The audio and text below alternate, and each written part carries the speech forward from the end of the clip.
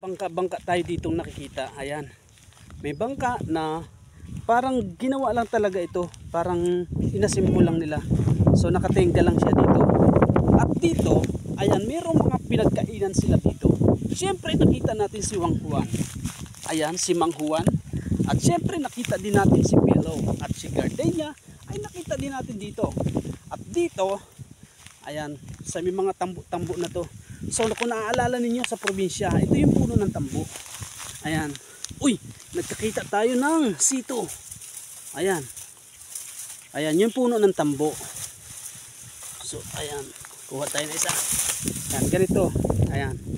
Ayan ang tambo. So pag namunga yan, meron yung mga parang walis na ginagawang tambo. At dito, nakikita nyo yung bangka na yan. O, diba? O, ito ay yari sa fiberglass. Grabe, ang ganda ng pagkahulma. Talagang matibay ito mga parno. Sobrang tibay nito dahil fiberglass. At dito, nilagyan nila ito ng parang bubong-bubong dito. So nilalagyan lang nila yan ng manta o luna kung anong tawag sa inyo. At dito, pwedeng nakaupo lang ang mga pasahero. Ayan. Upo-upo lang, sitting-pretty lang dyan ang mga pasahero natin. O yung mga sasakay dito. Tulad nito. Ayan. Dito, ayan. Pag makakapit lang sila dito pag maalon. At alang sarap ng feeling siguro pag nandun ka na sa laot at napakalakas ng alon. So dito, sa bandang ito, ayan, pakita ko sa inyo.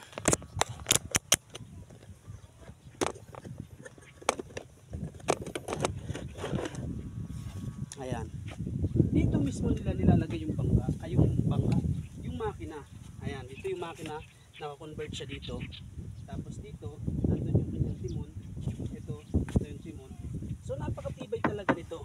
So fiberglass, grabe ang pagkagawa. Tapos nilagyan nito to ng parang hose na biniak lang para hindi makasakit. Tapos dito sa dalawang tagiliran na to, may dalawang upuan. Ayan, parang ano lang, parang pasaherohan jeep. Nalalagyan lang ito ng bubong. So napakatibay nito. Ayan. Ito yung bangka na fiberglass dito sa Barangay Kaingin.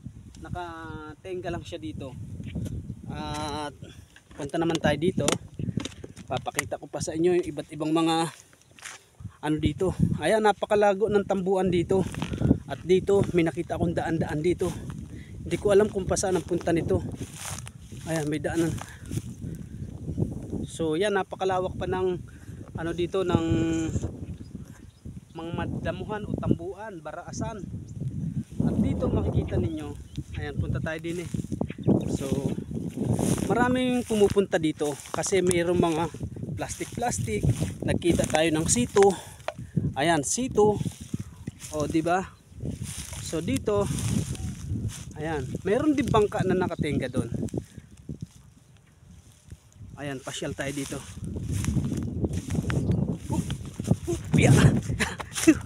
At dito, ayan, pupuntahan natin yung mga ano doon.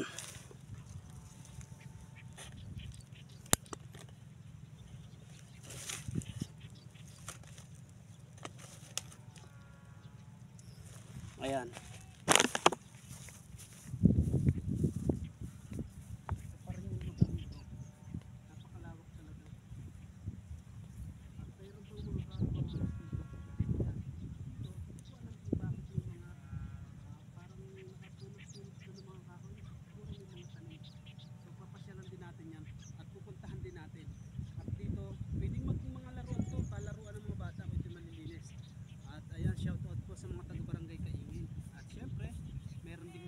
Doon mamaya pupuntahan natin yan.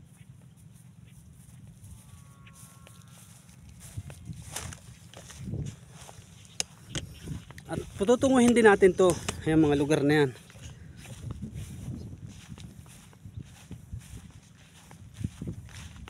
So mayroon akong nakita, may nakita akong helmet.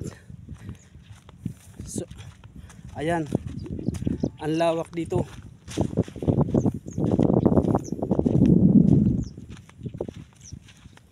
Napakatahimik dito.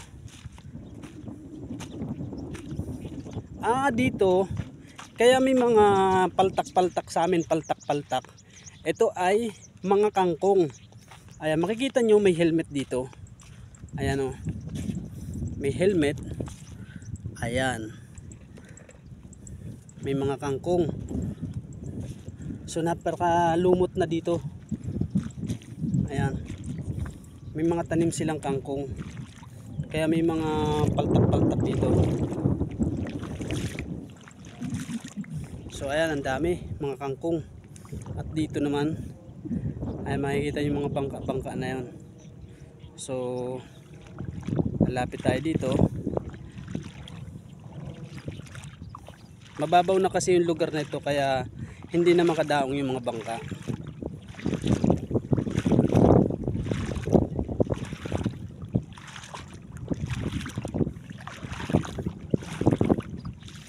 Ayan o, tingnan ninyo yung isang bangka na yun.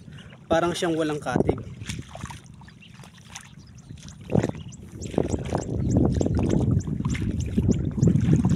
Kaya mga lumot dito.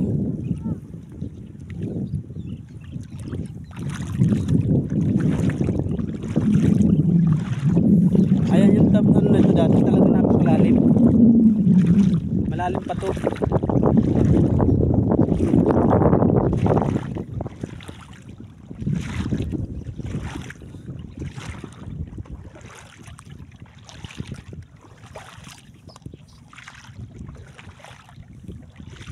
Ito, may isang bangka dito.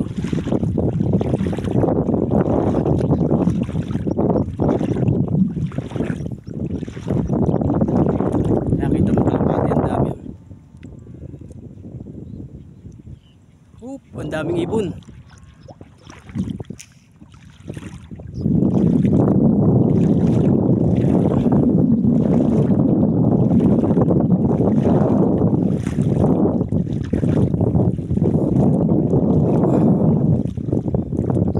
Ayan, fiberglass din to. Fiberglass din ang pagkagawa ng bangka na to. Ayan, matibay talaga. So mapapansin ninyo, isa lang yung katig ng mga bangka. Ayan, nakataas lang siya dito. So pasyalan din natin yung ibang mga bangka dito.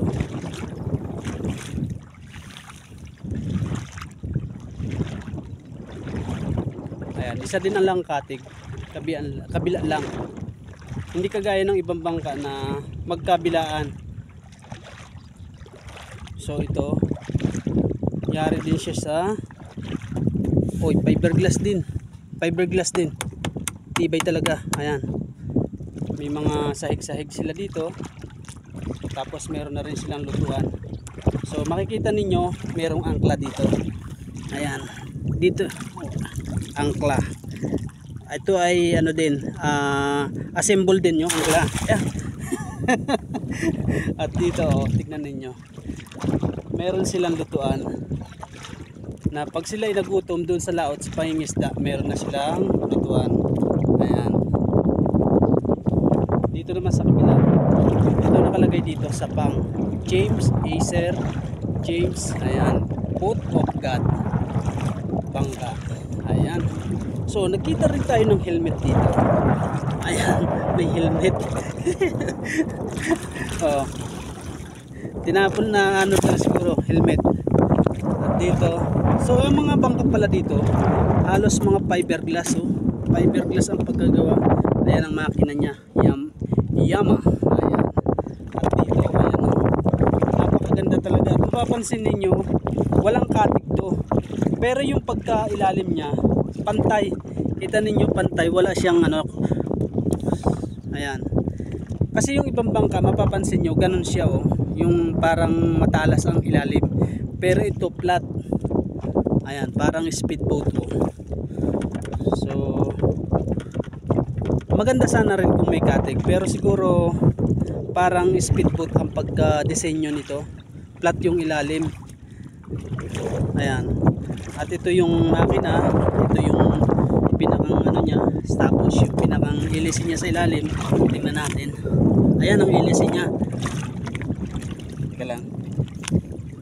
Saglit lang at bukas yung bag ko, baka pumatak yung mga gamit ko dito. So ito yung timon. Ito yung tinatawag na timon. Pag kayo pupunta doon, siya yung magkocontrol. Ito naman yung hélice. Ayan ang hélice niya. Ayan. Yan yung hélice. Ito nakakonekta papunta doon sa makina. Ayan o. Ito yung hinihila-hila ng kawayan. Ayan o. Para kung gusto mong punta sa kanan, pumunta ka sa kaliwa. Ayan o. Hop, punta ako sa kanan, liliko sa kaliwa, kanan. Ayan, ganyan lang kasimple. At puntahan naman natin yung isang bangka na to. Baka magtampo kasi hindi siya puntahan, kaya pupuntahan natin lahat. Ito, fiberglass din, mukhang may katagalan na. So parang may butas kaya nagkakatubig oh. Ayan, malapad din siya, flat din, pero nilagyan niya ng katig. Ayan, may katig kabila. Ito'y takot tumaob. At ito yung timon. Ito hinihila kung kapunta ka sa kaliwa. Ayan o. At may makina rin. Tinakluban niya yung makina. At dito, ito yung sinasabi kong timon. Ayan. O bakit ganito to? Ang pagka-disenyo, ibang klase yung disenyo niya. So ayan. Ganyan siya, flat. Parang cover lang. Cover lang siya sa ilalim. Di ko kasi makita doon sa ilalim dahil may tubig. Na-cover siya ng tubig. Ito yung timon. Pag sinabing kaliwa, kanan. Kaliwa, kanan. Ayan o. Tutulak lang, hihilahin. Kahit nandun ka sa dulo ng bangka na to, makokontrol mo kung saan ka pupunta. At dito, mapapansin ninyo, ang daming ibon dito. Ewan ko sa inyo kung anong tawag nito. Sa amin ito, talabong. Sa iba, tagak. Sa amin ang tagak, sa Mindoro, kulay itim. Kulay puti ang talabong. Ayan. Paghapon yan, sama-sama din sila kung saan sila uuwi. At ganyan yan, barkadahan sila. Yan ang kaugalian nila na paghapon, makikita mo sila, sunod-sunod silang lumilipad dyan. Ayan, kung saan sila pupunta, kung saan sila matutulog. At dito nga matatanaw mo ang Metro Manila. Ayan o. Ayan, isusum natin. Ayan, Maynila yan. So, ayan. Ito yung barangay Kaingin. Ayan, barangay hall. Ayan ang barangay hall ng Kaingin. Ayan yung covered court. Ayan. At dito, ayan, namamasyal ang mga tao dito pag umaga, nagpapainit sila. At makikita nyo muli itong tinatawag na Mount Makiling. Ayan o. So, ayan, pasyalan pa rin natin yung mga bangka dito sa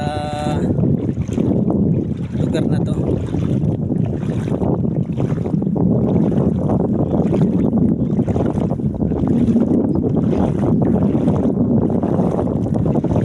Ayan, medyo mataas ito yung pagka ano niya, hindi niya ibinabad sa tubig. Inangat niya para hindi laging nababasa. Siguro matagal nang hindi ginagamit kaya itinaas. Ito ang inyong Tia Deli. Joke lang. Ito, ayan. Fiberglass din. Halos fiberglass guys ang mga ano dito. Halos ganito ang pagkakayari ng mga bangka. Fiberglass. Ayan.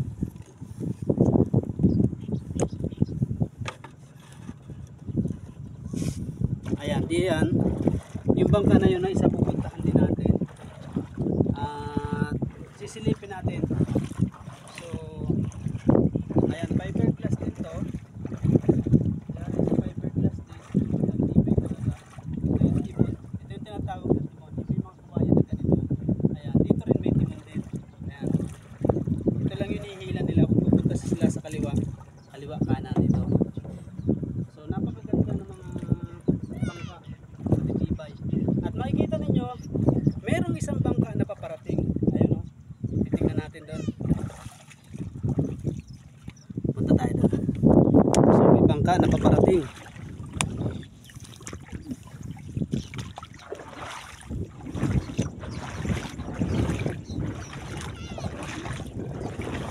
Kaya lang ang tubig talaga dito sa part nito medyo malumot.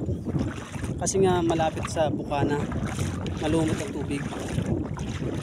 So ayun o. Hindi sila makatabi, hanggang doon lang sila. At medyo malamig-lamig na yung tubig dito sa ilalim ito. Ayun o. So napakalawak nito. Nandito na tayo, medyo malayo na tayo sa tabi. Ayun o. Malayo-layo na tayo sa tabi.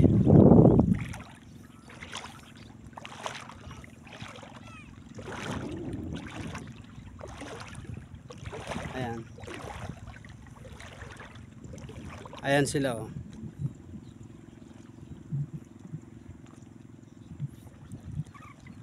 Nilagyan na nila ng angkla. O yan, para hindi na magalaw-galaw. At syempre, ayan, puntahan natin. Meron din sila isang bangka na maliit.